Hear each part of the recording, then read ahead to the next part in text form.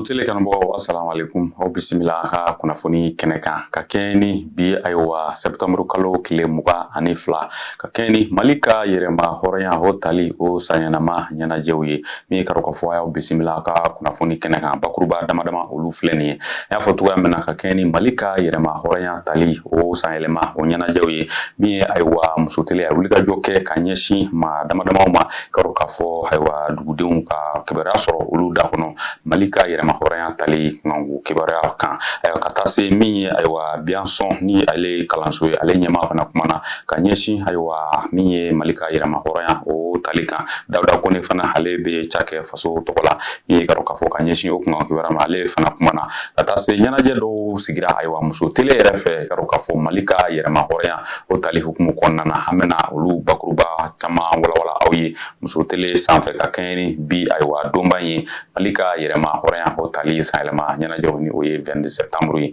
aw bisimila Musotele sanfɛ kunnafoni kɛnɛ kan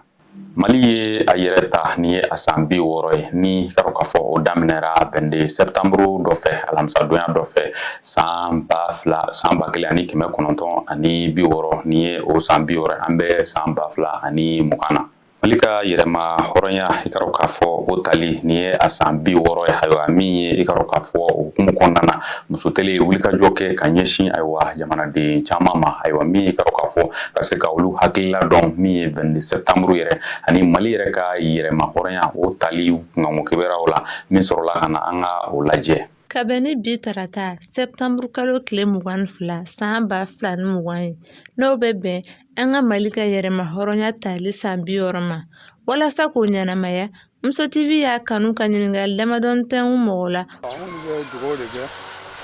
hali bi an ka jamana Ala k'a taa ɲɛ Ala ka jamana yiriwa mankan minnu bɛ jamana kɔnɔ Ala k'u fatu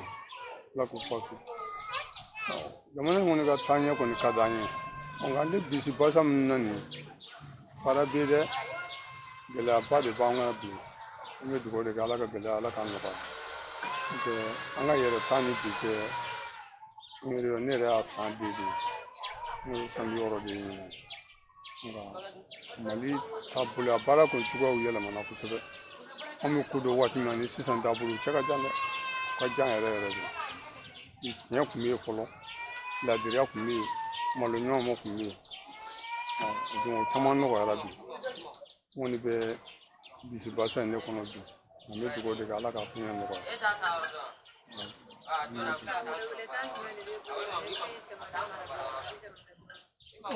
welekan min bɛ ne bolo ka se jamana marabaaw ni jamanadenw ma an bɛ k'a dɔn anw fa jamana de ye yan maa tɛ bɔ yɔrɔ wɛrɛ ka na yan dɛ an yɛrɛ de b'a dilan an yɛrɛ de b'a ci an bɛ dugawu de kɛ an ka k'a dilanbaa ye an kana k'a tiɲɛbaa ye. Bon an ka yɛrɛma hɔrɔnya san 60 in ne bolo an kɔni an bɛ Mali kɔnɔ yan nka an tɛ taa yɛrɛ an tɛ Mali fɛnɛ o kana fɔ duden ni bitu vraiment hali ni duden sera san ta ci i b'a bila a yɛrɛ ka indépendance ta an tɛ jamana kuntigi ma mais anw ta ye jamana ye mais anw tɛ se ka foyi kɛ jamana kɔnɔ olu sera jamana foyi kɛ jamana kɔnɔ ni jamana wɛrɛ tɛ donc ne bolo o tɛ jamana indépendance ye quoi n'an ma ɲɛ k'an ka indépendance d'an ma a b'a to an yɛrɛ de bolo mun ka an ye an sago bɛ kunna mais anw sago t'an ka jamana na o tɛ indépendance in nafa foyi t'a la an yɔrɔ kɔnɔ. An bɛ se ka min fɔ o la hali bi a kɛra an kɛnɛma ɲɛna hali bi Ala ka dɔ fara san o Mali kɔni a bɛ ka tɛmɛ ni Mali mɔgɔw bɛɛ maliyɛn bɛɛ ka dugawu la maliyɛn bɛɛ k'i yɛrɛ kɛ kama puruke an bɛ se ka bɔ nin situation kɔnɔ. Mais ne y'a ta k'a lajɛ fɔlɔ an kun bɛ nin don in ɲɛnamaya cogo min na a tɛ kɛ ten sisan e yɛrɛ hakili la mun de bɛ na n'o ye. Bon i n'a fɔ waati dɔ tɛmɛna mɔgɔkɔrɔbaw b'a fɔ cogo min na fɛn dɔ tun bɛ kɛ o kɔnɔna na mais sisan olu fɛnw tɛ ka kɛ sura yɛrɛ de wuli ka segin fɛn min na i n'a fɔ ko filamuya bɛ jumɛn o tɛmɛnen ka bɔ yen min ye ayiwa kalanso ye sa ni o ye Biansɔn ale ɲɛmaa fana kumana ka ɲɛsin ayiwa Mali yɛrɛ ka yɛrɛma hɔrɔnya o tali ma ale ni 22 septembre yɛrɛ don ani Mali ye a yɛrɛ ta kana se nin waati ma kibaruya minnu bɛ o kɔnɔna na mun sɔrɔla o la an ka jɛ an k'o fana lajɛ. Ne tɔgɔ ye Kalifa Danbɛlɛ ye ne ye école maître ye bibi na n ye Biansɔn tigi ye a bɛ fɔ min ma ko promoteur alors Biansɔn bɛ yɔrɔ jumɛn a bɛ Ɲamakɔrɔ école de don an b'a fɔ min ma ko complexe scolaire école de an sigiyɔrɔ bɛnnen bɛ Ɲamakɔrɔ de ma bon Ɲamakɔrɔ an bɛ se k'a fɔ k'o ye école yɛrɛ siège ye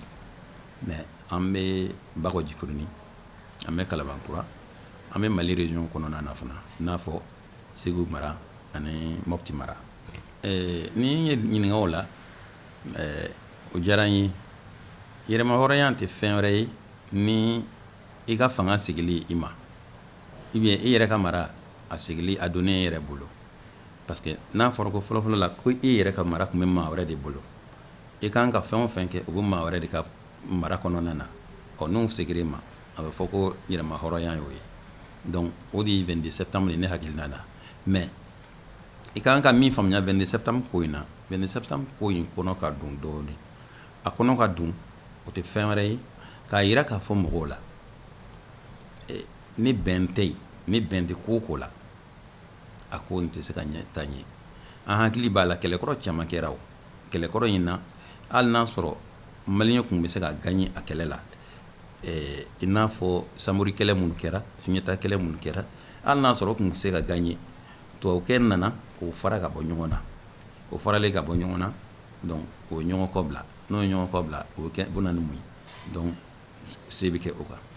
donc n'i y'a ye bi bi in na an sera an bɛ 22 septembre k'o fɔ o kɔrɔ ye bɛn de kɛra fɔlɔ kuma o kuma ni maliyɛnw farala ka bɔ ɲɔgɔn na a bɛ kɛ gɛlɛya o yɛrɛ ma a bɛ kɛ dusukasi o yɛrɛ ma mais don min o bɛɛ sera ka fara ɲɔgɔn kan hakili la o don de yɛrɛma hɔrɔnya in sera ka sɔrɔ donc o ye mun ye ka weleli bila mɔgɔw ma nin yɔrɔnin na k'a fɔ ko foyi tɛ bɛn kɔ ni an y'an bolo di ɲɔgɔn ma ni bolo dira ɲɔgɔn ma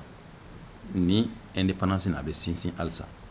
ni mɔgɔ ninnu kelen kelen bɛɛ ko u bɛ dugawu don kɛ walasa an ka jamana bɛ se ka taga ni halisa ka fara nin kan ani u ye welewelekan caman di maliyɛnw ma min bɛ tali kɛ k'a ɲɛsin bɛn ni kelenya ani ka ko to ɲɔgɔn ta la ma bawo u b'a fɔ ko kɔnɔkun jɛlen de bɛ bin fɔ muso tele ye wulikajɔ kɛ ka ɲɛsin ayiwa Mali ka yɛrɛma hɔrɔnya tali o san yɛlɛma ɲɛnajɛw ma ayiwa min ye k'a dɔn k'a fɔ jɛmu min bɛ kɛ muso tele yan ni o ye donsow ka kɛnɛ ye ayiwa ale ye kɛnɛ sigi k'a dɔn k'a fɔ sibiridon min ye k'a dɔn k'a fɔ ka ɲɛsin o lahalaya ma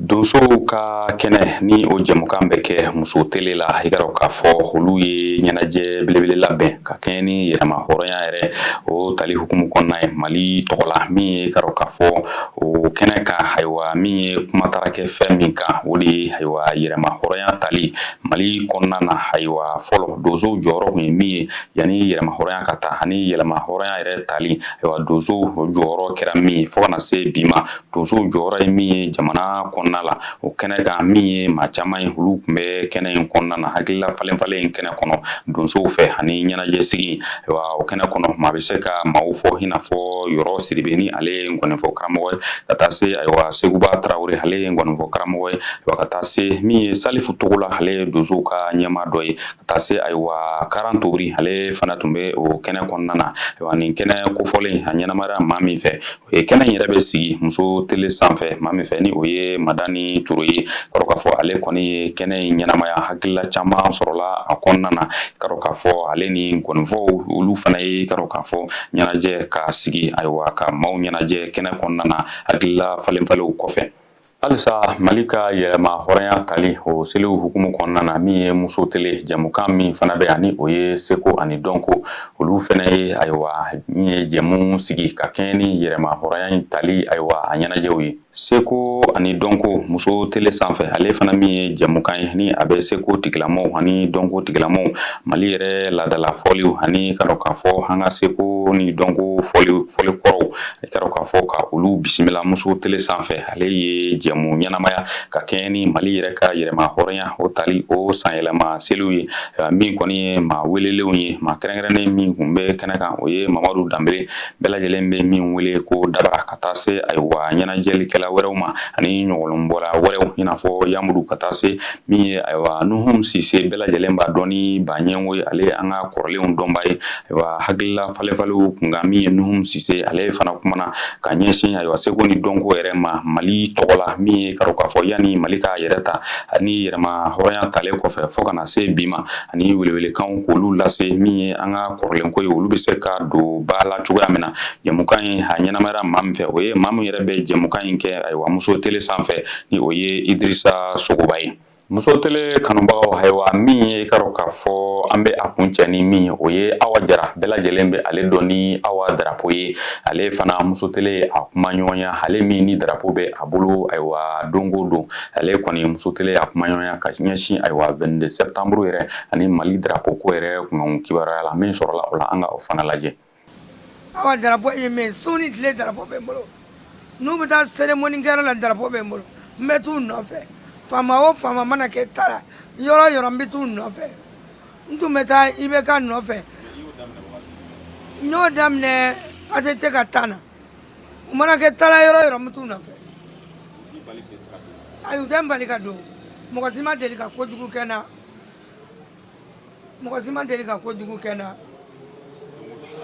don o don a bɛ n bolo a kɛra n daɲa ye don o don a bɛ n bolo foyi t'o la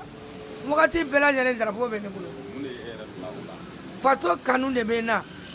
Mali kanu de bɛ n na n tɛ dugu wɛrɛ sɔrɔ ka tɛmɛ Mali in kan abada Mali in de ka di n ye Darapo ATT ye n don baara la gouvernement baara la n b'o sutura la n ka bonya b'a ye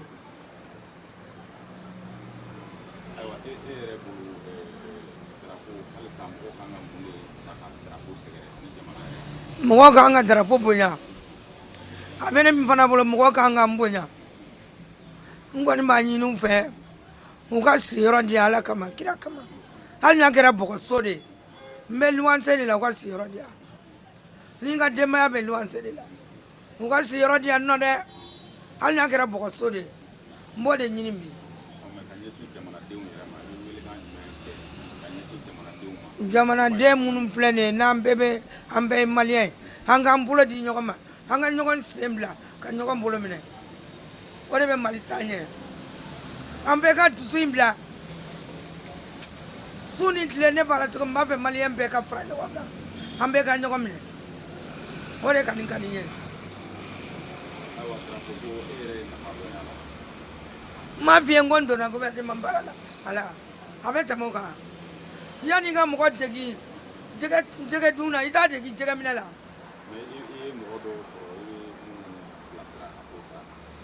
n bɛ mɔgɔ sɔrɔ n b'a fɔ a y'aw jija fasoko la bɛɛ k'i jija fasoko la